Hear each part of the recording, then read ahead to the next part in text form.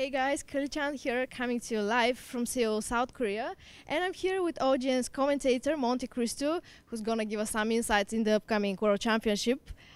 So I heard you're gonna be on the analyst desk again.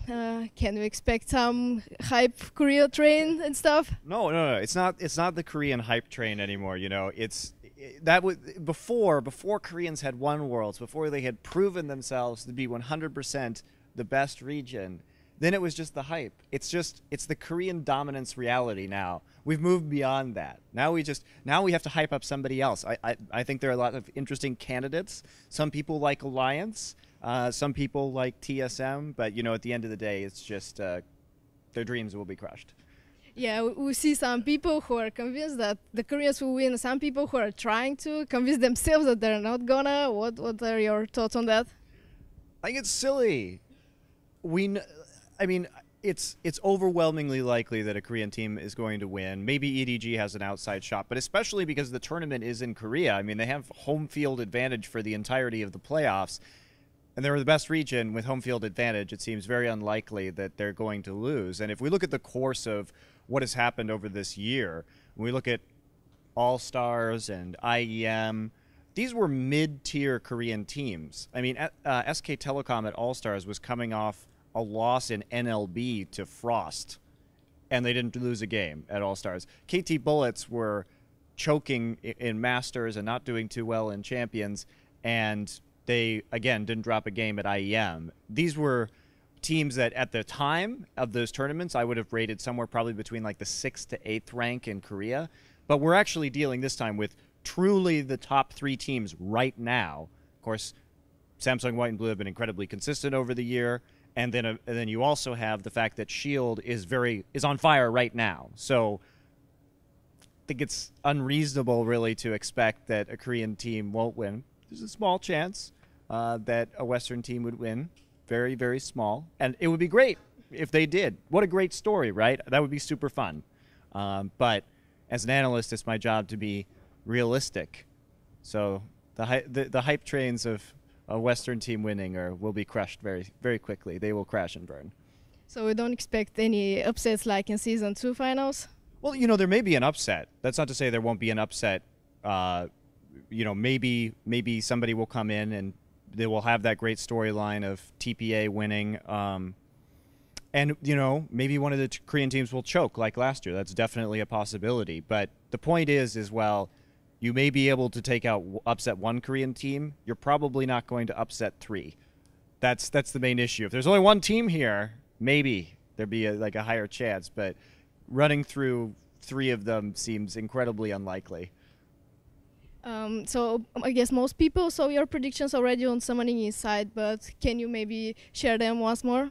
Yeah, I think Group A is really pretty easy to call. Samsung White and EDG will leave that group. Group B is tough. It's really tough because I think TPA is better than will be better than people expect them to be. They've gotten a lot better. They have a coach from Najin who moved over there. Their performance in the GPL has improved dramatically. They've been scrimming against a lot of foreign teams. So they should be taken seriously, and I think anybody who overlooks them in that group will be quite silly. SK, I think, is strong strategically, and I think that if we look at the EU playoffs, that they were probably the 2nd best team coming out of Europe, but how brackets work, they ended up in the 3rd seed. TSM obviously has been improving a lot recently, and then Starhorn Royal Club is just so mechanically skilled that it's really going to be difficult to out-team fight them or out-skirmish them. So it's kind of a crapshoot. I think Starhorn Royal Club will come in first, and I think SK will come in second. But really hard to call because TSM and SK have different strengths. I think that TSM is stronger in the early game, but I think SK is more sound strategically. And, you know, it's me, so I'll go with the strategic team every time. So I take SK, but just by a little. So, yeah, and then Group C. Oh, boy. I think it's going to be Samsung Blue and Fnatic. I think that it's another one. OMG It has very strong solo laners, but so does Fnatic, and then I think the difference is going to be the bot lane. I think Reckless and Yellow Star are really going to outclass Sun and Dada. So I give them a slight edge, but OMG is a very good team. We'll see how that shakes out. And then Group D is another really hard group to call because you have Notch and White Shield. Probably expect them to go out. And then you have Alliance, who is very consistent, but Shook lacks international experience, but he didn't seem to have the same land jitters that he had in his first season of LCS. And then you have Cloud9. I think Cloud9's going to make it out, but it's, along with Shield, but it's really, really close again. So, I mean, I have to pick something, so I pick Cloud9 again. I'll pick the strategy over the flashy individual skill, except in Starhorn Royal Club's case, because I think they're just so much, the differential is so great there. But in that close matchup, I think Cloud9 is always super solid, very consistent players. They don't get worked up. They don't really go on tilt. And I think that the problems that Cloud9 had with High will be fixed by 3 weeks of Korean solo queue. I think he's going to really benefit from that. And I think we're going to see a much more solid High. And then if you combine that with the consistency of players like Balls, Meteos, and Sneaky, that's going to be a really scary team. So I think they're going to do well. I think they're going to do well. And I think they'll just edge out Alliance in that group, which would be, for a lot of people, I think a big upset. But I think a lot of people are underrating Cloud9. They may have lost NA finals, but I think that's a fluke. Do you expect any Western team to make it to the semifinals? No, I think that with the way that the groups shook out, it's going to be really, really challenging. Because if you consider, since they're not doing random, like group, like one seed will draw like the second seed, we already know how those brackets are going to sort of work out. So based on my predictions of who's going to get out, it would be really difficult for a Western team to make semifinals, because in my predictions, SK will have to play Samsung White. Well, that's not going to be good. I mean, I can't go through. I'm not going to go through all the brackets right now, but yeah, I think that pretty much every Western team will be matched against a Chinese or Korean team that will be better. And we saw Fnatic enlisted the help of Toys as their second coach. What are your thoughts about that? Do you think that is going to help them a lot? Because he hasn't really been in the pro scene for a long time now. I mean, I don't know enough about what Toys has been doing. It seems like he's been actively building his brand. I was surprised his English was as good as it was, but I mean, he's from Hong Kong, so I guess I just was being ignorant. I mean, I've been to Hong Kong. I love Hong Kong. Most people there speak English. So anyway, I think it can't hurt.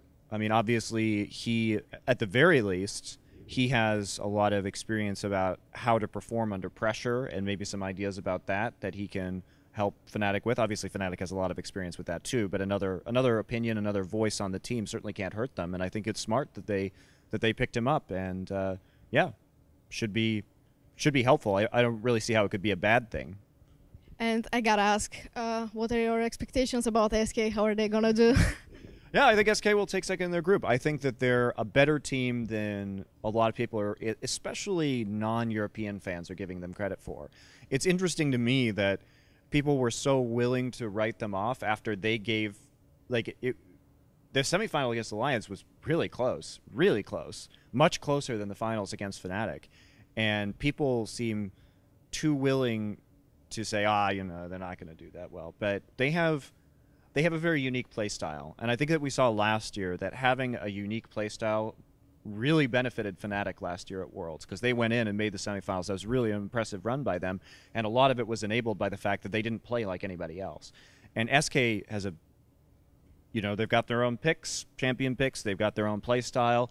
And I think it's going to be hard for people to adapt to it in the group stage, because you only have 6 games per team. It's just, double round robin. And in a best of 5, maybe they wouldn't do so great, because you can kind of figure it out, make the necessary bans. But I think that in the group stage, they're going to catch some people off guard. They will.